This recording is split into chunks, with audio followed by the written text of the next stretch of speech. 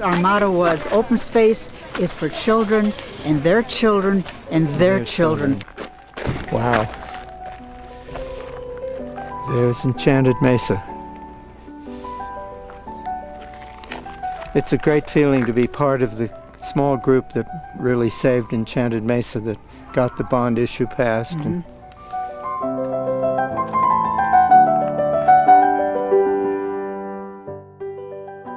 Walking home at 5 in the evening, Bob came by on his bicycle and he stopped.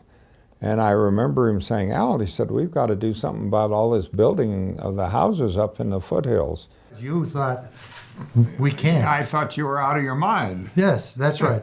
This is impossible. Developers all work closely with the city council, and they're all happy, mutually happy with this interaction, and so who are we to interfere? This happened sometime in the winter of '59. We said explicitly we do not want to see further development on what was called Boulder's backdrop. The idea was to stop this from moving up, to prevent the city from servicing water up there. We went to the city council, would you put the Blue Line issue on the ballot? And they declined. And so we had to go the petition route. We wanted it in the city charter where it could only be changed by a vote of all the people of Boulder. And in the spring, we were out there going from door to door to get signatures on the petition.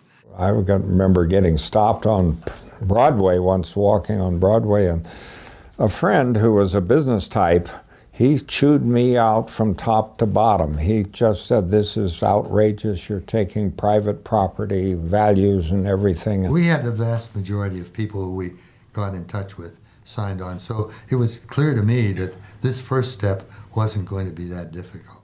But right from the start, nobody thought that that was the final solution. After the election, which we won handily, we had learned about MyRise's plan to put a hotel up on Enchanted Mesa.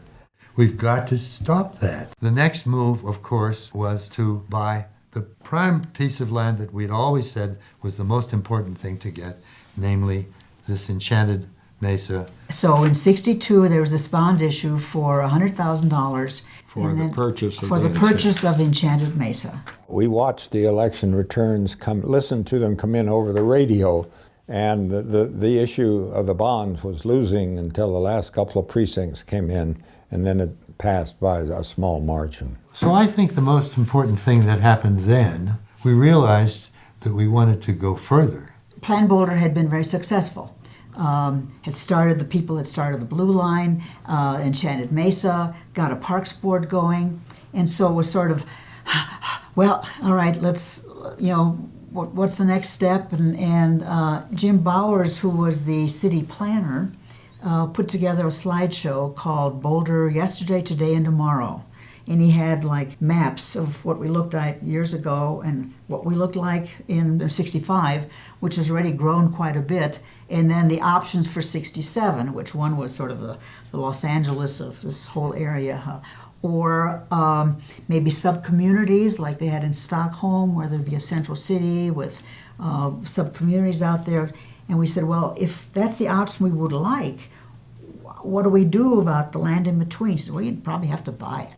And in June of 1967, we were getting a new city manager, Ted Tedesco. We put on a all-day conference at the Bureau of Standards talking about how do we preserve this open space, which we called Greenbelts at the time. And we wanted to impress him what this community was like and what we wanted. He was impressed and came up with a sales tax proposal, a 1 penny. Well, I can remember at that time a meeting that with Ted Tedesco and like 3 or 4 of us in the parking lot west of the city hall. He said, I'll tell you what I'm going to do. He said, I will get the city council to put on the ballot the question of the sales tax, 40% for open space acquisition and 60% for street improvements. And I said, well, I'd rather it was 50-50, but if that's the proposal, we'll bite on it. He said, city council won't like this, they'll grumble. They can't say no to me because they just brought me here. But then he said, I can't spend any city money on the election. You guys, he said, pointing to us, he said, you guys got to win the election. And we thought for a couple of microseconds and said, you're on. Ruth was chair of Plan Boulder, and she asked Bob to chair the campaign committee, and I worked with Bob very closely on the campaign. People still remember that poster.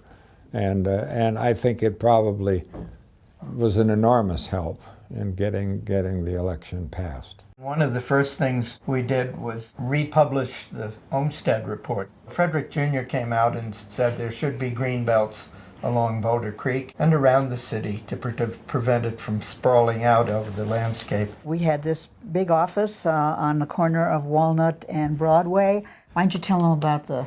Oh, yeah, it was a store window, really, because it Yes. had been a car dealership, and they donated it to us. And it was right at a bus stop, too, which was convenient.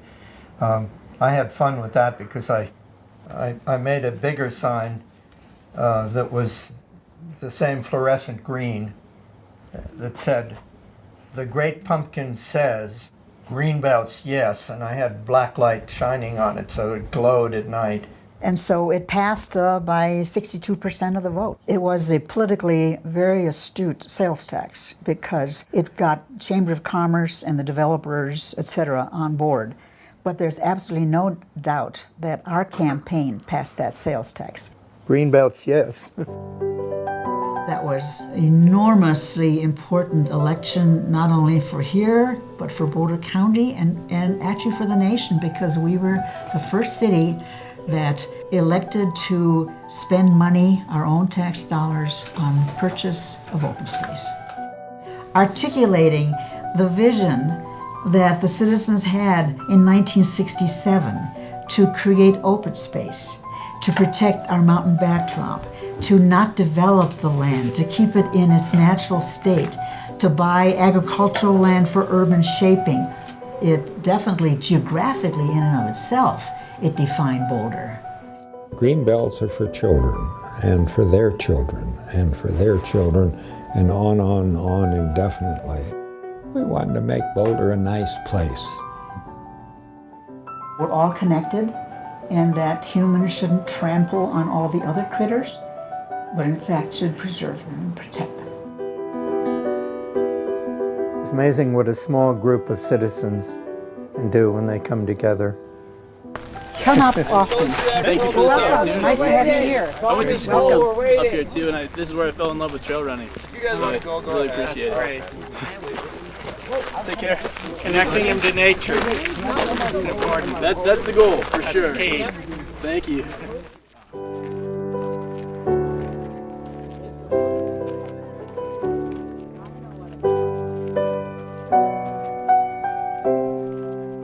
Greenbelts are for children, and their children, and their children.